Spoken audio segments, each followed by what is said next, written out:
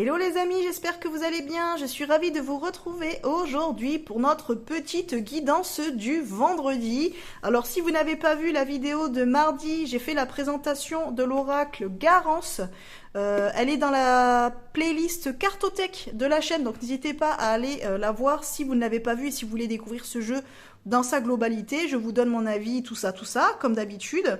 Donc aujourd'hui, on va faire la guidance avec... voilà le petit tirage du vendredi. Je vais utiliser comme d'habitude le coffret 78 tirages de tarot. Donc vous l'avez déjà dans le titre, vous savez quel tirage je fais. Mais moi là, quand je suis en train de tourner, je n'en sais rien puisque je n'ai encore pas tiré la carte. Donc on va aller découvrir ça ensemble les amis. Si vous ne me connaissez pas, eh bien je suis Sophie, je suis cartomancienne, psychomancienne dans les Landes. Vous retrouvez dans la barre de description les liens vers mes réseaux sociaux. Donc n'hésitez pas à aller y faire un tour si ça vous intéresse.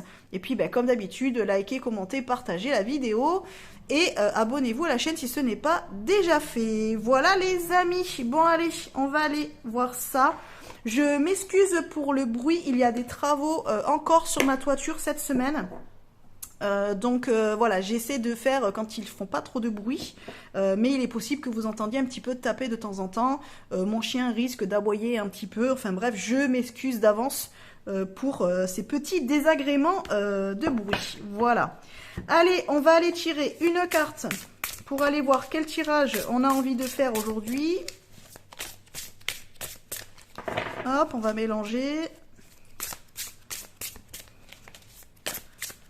J'espère que ça ne sera pas quelque chose qu'on a déjà fait.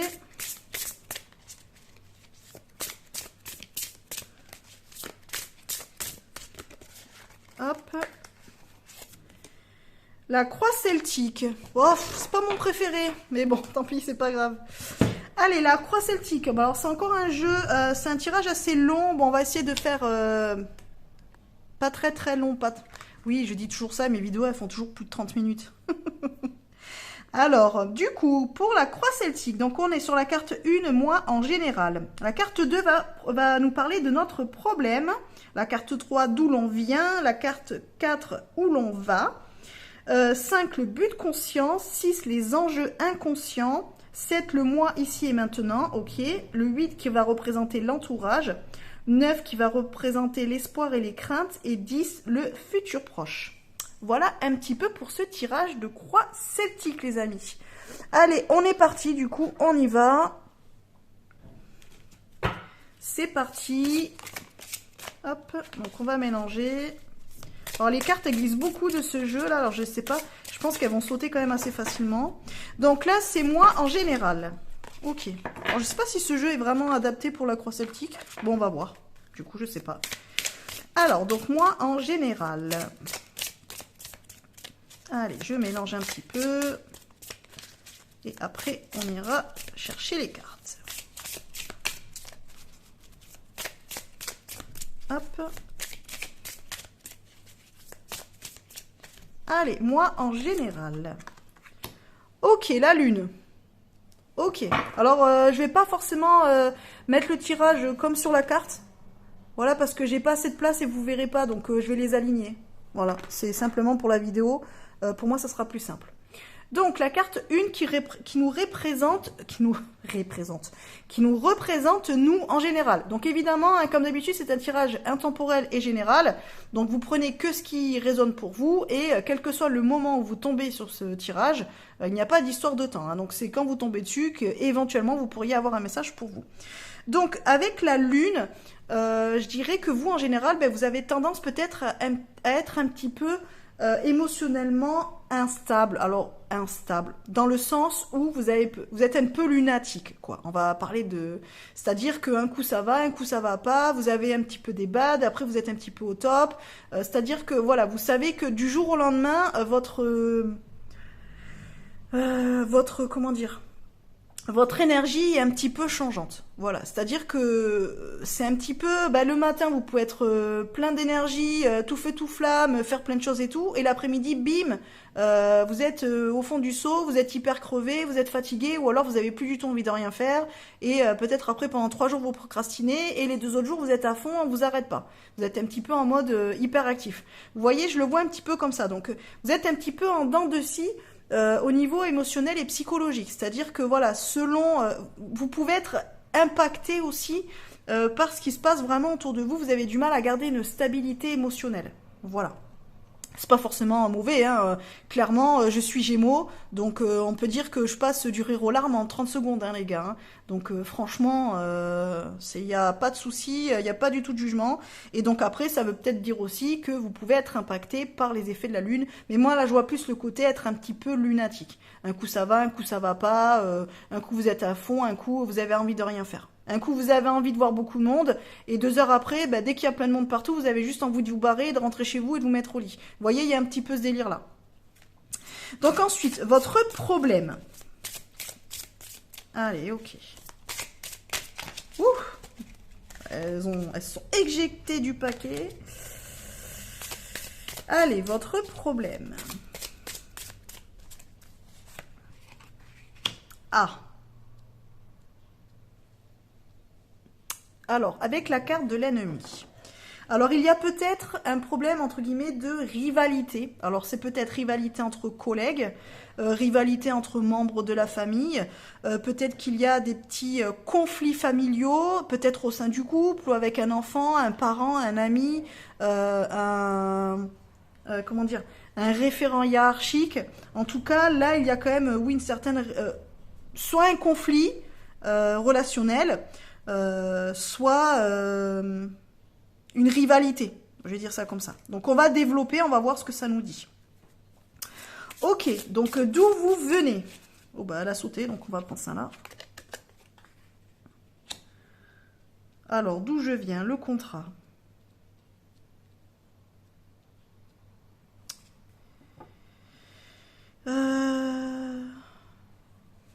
C'est pas très clair en fait d'où je viens. Est-ce que ça peut être le problème? D'où il vient le problème? Disons que là, moi, vu qu'il y a la rivalité, l'ennemi, j'aurais tendance à dire que peut-être, alors oui, c'est peut-être plus un problème, un conflit avec un collègue ou avec un référent hiérarchique, ou alors avec un associé, un ou une associée. C'est-à-dire, en tout cas, quelqu'un avec qui vous travaillez et vous n'êtes pas forcément sur le même... comment dire? Vous n'avez pas forcément la même vision des choses. Peut-être que y en a un qui veut prendre plus le pouvoir sur l'autre. Il y a un côté comme ça. En tout cas, vous êtes liés par contrat. J'ai pas l'impression que c'est un contrat type sentimental, relationnel, amical. J'y vois plus quelque chose de professionnel, mais on va tirer les autres cartes, on va voir. Moi, j'ai l'impression que vous êtes lié à quelqu'un. En tout cas, vous êtes engagé avec quelqu'un ou dans une situation qui fait que ben, ça a engendré ou ça engendre des conflits ou une certaine rivalité. Alors, on va aller plus loin. Où je vais, donc où vous allez. Donc, par rapport à ce problème, peut-être.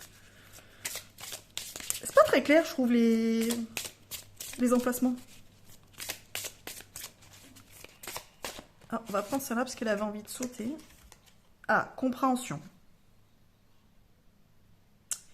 Alors moi, dans la compréhension, j'y vois plutôt le fait que vous avez peut-être envie justement de vous délester de ce contrat, de cet engagement. Peut-être que vous êtes justement en recherche de comment je peux faire pour casser ce contrat, pour rompre cette situation ou rompre avec cette personne. Je le vois un petit peu comme ça, ou rompre avec cet emploi aussi peut-être. Peut-être que vous en avez marre hein, du boulot que vous faites. Vous voyez toutes les cartes, ouais. Que vous en avez marre du boulot que vous faites et vous avez peut-être envie de quitter votre boîte, mais peut-être que vous êtes en CDI ou vous êtes en période d'essai ou en contrat CDD et en fait ben, vous ne savez pas vraiment comment le quitter. Donc peut-être que là vous allez peut-être aller faire vos recherches, vous renseigner pour comment mettre fin à cette association, à cette relation. Moi, je vois un petit peu ça de cette manière-là. Dites-moi si ça vous parle hein, dans les commentaires, n'hésitez pas. Ok. Du coup, votre but conscient. Ah bah elle a sauté aussi. Bah, elle saute beaucoup les cartes, ça c'est plutôt cool. Votre but conscient. Ah, ça c'est intéressant. Alors polyamour, on va pas le prendre dans le côté sentimental. Moi, j'y vois plutôt le fait... alors, admettons, vous êtes fonctionnaire. Vous avez envie de faire un emploi complémentaire, de vous lancer dans un nouveau business, par exemple. Sauf que c'est incompatible avec votre emploi de fonctionnaire. Vous n'avez pas le droit de le faire. Il y a des métiers comme ça, quand on est fonctionnaire, on ne peut pas avoir autre chose à côté. Vous voyez ce que je veux dire? Alors, bon, je dis ça, fonctionnaire, mais ça peut être autre chose. Mais en fait, là, ce que j'y vois, c'est que vous aimeriez peut-être avoir un complément de revenu. Ou alors débuter une nouvelle activité en parallèle de votre activité principale. Sauf que vous êtes peut-être en désaccord par rapport à votre contrat. Peut-être que votre contrat vous l'empêche. Il y a aussi des contrats, par exemple, avec des clauses de... Comment dire, je sais plus comment ça s'appelle. Vous savez, des clauses de... Par exemple, vous travaillez pour une société, je sais pas, qui vend des piscines. Et en fait, dans votre contrat, c'est stipulé que vous n'avez pas le droit de travailler pour une autre entreprise qui fait aussi des piscines. Moi, je vous dis une bêtise, mais vous voyez ce que je veux dire? Par exemple, vous travaillez pour une certaine marque de vêtements. Ben en fait, sur votre contrat, c'est marqué que vous n'avez pas le droit d'aller travailler pour une autre marque de vêtements, qui va être sur le même secteur d'activité. Vous voyez ce que je veux dire? Et donc là, j'ai l'impression que ça pose problème par rapport à ça. Vous aimeriez vous lancer dans une autre activité, mais a priori, par rapport à votre contrat, ça n'est pas possible. Ça n'est pas compatible. Du coup, j'ai l'impression que là, vous allez aller quand même rechercher comment faire pour pouvoir lier les deux activités. Parce que là, j'y vois le polyamour, donc pour moi, c'est plus le fait de faire deux choses en même temps. Peut-être vous avez envie de vous lancer dans une nouvelle activité, mais pour l'instant, vous ne voulez pas forcément quitter votre emploi principal. Vous voyez ce que je veux dire? Il peut y avoir de ça. Alors, évidemment, on peut l'avoir aussi d'une manière sentimentale, si ça vous parle plus de cette façon-là. C'est-à-dire qu'il y a un conflit dans le couple, c'est-à-dire que vous vous entendez plus vraiment, mais vous êtes engagé, soit parce que vous êtes pacsé, soit marié, soit vous habitez ensemble, soit vous avez des enfants, enfin qu'importe, en tout cas, vous êtes engagé. Vous aimeriez peut-être justement rompre ce contrat avec cette personne, ou en fait rompre votre engagement avec cette personne. Et du coup, on en est 1, 2, 3, 4, 5. Votre but de conscience, c'est parce que vous avez rencontré quelqu'un d'autre. Et du coup, vous aimeriez rompre avec votre relation officielle pour peut-être éventuellement partir avec la nouvelle personne qui est rentrée dans votre vie. On peut aussi le lire de cette façon-là si ça vous parle plus, les amis. C'est tout à fait possible. Donc ensuite, votre enjeu inconscient. Donc en fait, c'est l'enjeu, le but que vous avez, mais que vous n'avez pas forcément conscientisé.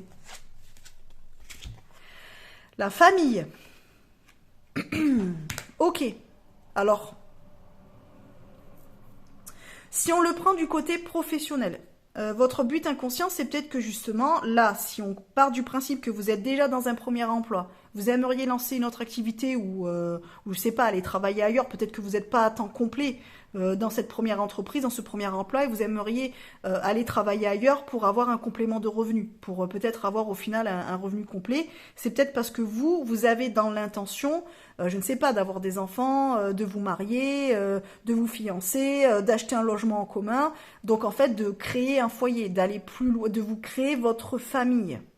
Donc à la base, vous faites ça surtout pour des intentions professionnelles et financières, mais c'est surtout parce que le fait de pouvoir avoir une meilleure condition financière ou une stabilité financière matérielle vous permettra de pouvoir construire quelque chose de plus personnel. Donc voilà, comme je disais, avoir un enfant, acheter un appartement, une maison, faire construire, qu'importe. Vous voyez ce que je veux dire? C'est pareil, si éventuellement on est dans le domaine sentimental, ça vous parle plus comme ça, peut-être que là, la personne avec qui vous êtes, vous savez que c'est terminé, soit vous n'aimez plus, soit vous entendez plus, soit vous êtes en désaccord aussi, peut-être que vous souhaitez avoir des enfants et l'autre personne ne veut pas en avoir, soit vous justement, vous n'en voulez pas et l'autre en veut, mais du coup, en fait, quand vous êtes en désaccord sur ça, vous avez peut-être rencontré quelqu'un qui est en accord avec vous, enfin, par rapport au fait de comment vous concevez la famille et comment vous concevez votre avenir de couple, par exemple. Avec ou sans enfant, acheter une maison ou pas, prendre un chien ou pas, qu'importe. Vous voyez ce que je veux dire? Donc là, il y a vraiment le côté de... Au début, c'est plus parce que si c'est au niveau professionnel, c'est plus une question financière, de dire ouais, mais bon, moi j'ai envie d'avoir un petit peu plus d'argent, d'avoir une meilleure stabilité. mais en fait c'est parce que vraiment à la base vous avez ça de manière inconsciente, ou alors si c'est sentimental, en gros c'est parce que votre vision du couple et de l'avenir ne correspond plus, ne vous correspond plus, donc en fait vous avez rencontré quelqu'un qui vous permettrait d'accéder à ce que vous recherchez en tant que couple ou création de famille, voilà. Mais entre guillemets c'est un petit peu, c'est inconscient quoi, vous l'avez pas forcément conscientisé déjà. Donc vous, ici et maintenant. Donc là, c'était en général, hein, donc vous êtes plutôt une personne, voilà, plutôt un peu changeante, on va dire, en termes émotionnels. Alors vous, ici et maintenant.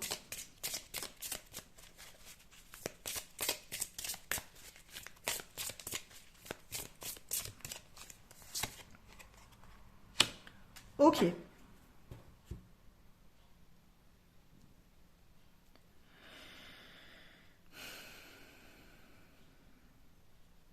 Alors,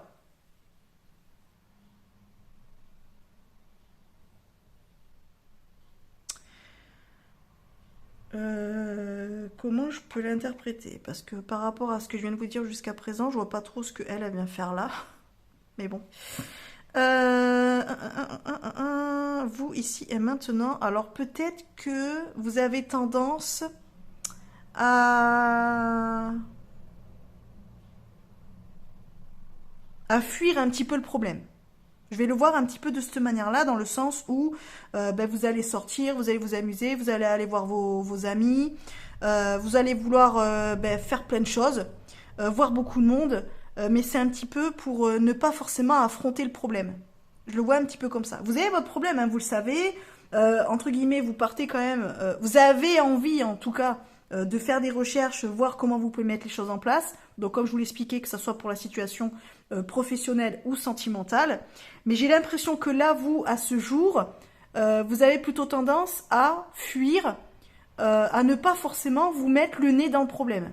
Vous voilez un petit peu la face. Donc en fait, vous préférez, au lieu peut-être de régler le problème, d'avoir une vraie discussion, de faire des recherches, d'aller voir des personnes qui pourraient vous conseiller pour comment le mettre en place, vous avez plutôt tendance à aller, hop, je vais boire un coup chez mon pote, tiens, je vais voir une copine, je vais boire un café, mais vous ne rentrez pas vraiment dans comment solutionner le problème. Il y a un petit peu une forme de fuite quand même, j'ai l'impression. En tout cas, je l'interprète de cette manière-là. Votre entourage. Alors, du coup, ça aurait été mieux qu'elle tombe sur entourage, mais bon, bref. Votre entourage, par rapport à ça.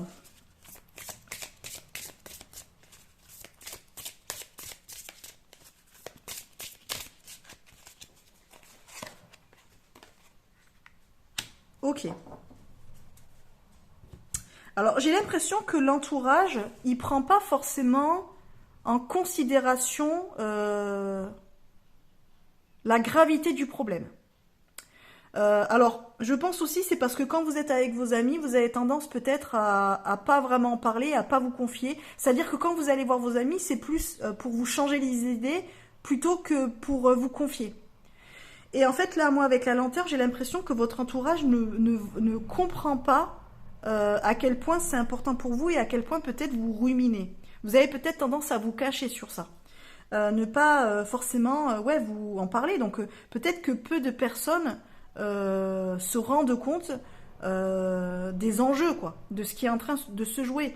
Là, peut-être que autour de vous, votre entourage, même peut-être la personne, là, si c'est une question, de toute façon que ça soit par exemple un collègue, enfin quelqu'un de votre entourage professionnel avec qui il y aurait un conflit ou une rivalité, ou alors votre partenaire par exemple,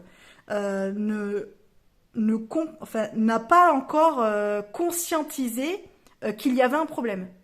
C'est comme si en fait le problème il était vraiment que de votre côté. Vous vous en êtes rendu compte, vous le savez, mais vous en avez pas forcément parlé ou vous ne le montrez pas forcément. Du coup là il y a une lenteur dans le sens où évidemment quand vous allez commencer à vouloir mettre les choses en place, votre entourage il va avoir un train de retard parce que il va lui falloir un temps pour comprendre pourquoi vous faites telle ou telle chose. Ça sera un petit peu comme si vous lui jetiez un peu une bombe sur la tête comme ça du jour au lendemain, quoi. Parce que là, j'ai pas l'impression que votre entourage comprenne ce qui est en train de se passer. Vraiment, il ne se rend pas compte dans l'état dans lequel vous êtes et l'ampleur du problème. Parce que pour vous, le problème est assez important quand même. Voilà, là on est quand même sur un changement, que ça soit professionnel ou un changement relationnel, ça reste un gros changement à venir quand même, pour moi. Les espoirs et les craintes. Donc ça, ce sont les vôtres, hein, vos espoirs et vos craintes. Alors je vais peut-être tirer 2 cartes quand même. Donc une carte pour vos espoirs, une carte pour vos craintes, parce que bon, on va voir si elle est positive ou négative.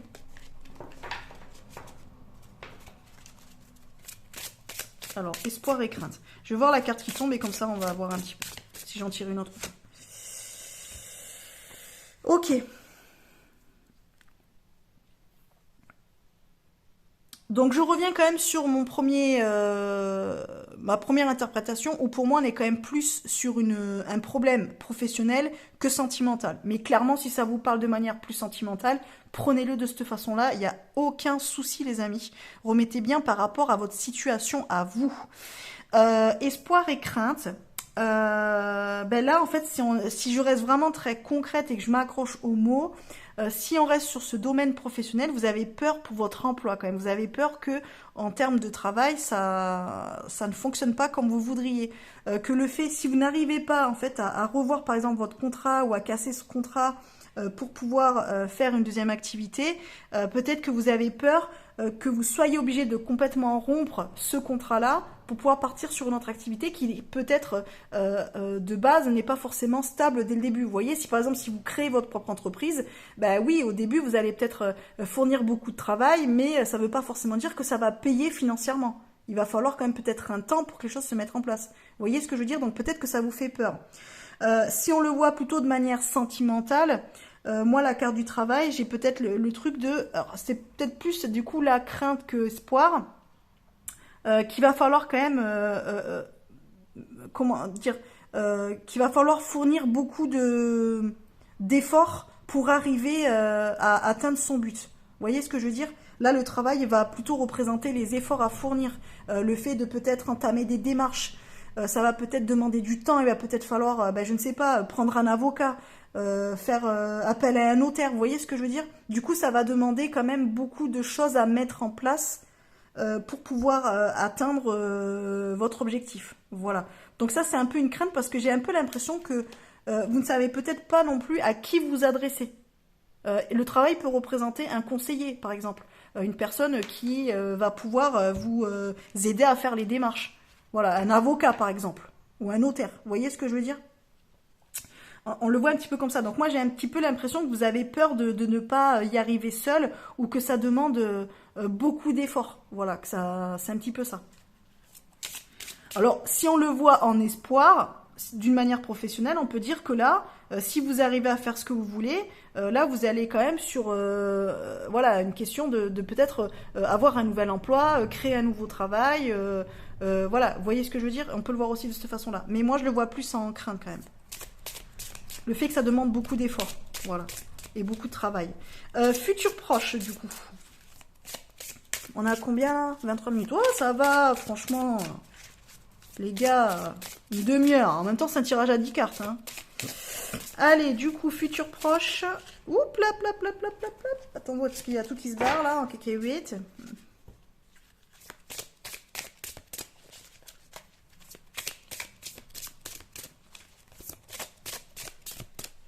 Hop, je vais prendre ça là, j'ai envie. Méditation. Ok. Alors, méditation, moi, je vais plus le voir dans le sens de réflexion. Là, je le vois plutôt dans le sens où, là, on sait qu'il y a quelque chose qui ne va pas. Que ça soit au niveau professionnel ou au niveau relationnel. Voilà, selon votre situation.